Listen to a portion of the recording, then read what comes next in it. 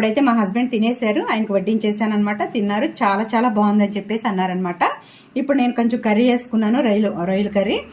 ఇప్పుడు ఈ పలావ్తో కలుపుకొని ఇప్పుడైతే రొయ్యల కర్రీ వేసుకున్నాను. నేనైతే టేస్ట్ చేసి చెప్తానండి ఎలా ఉందో.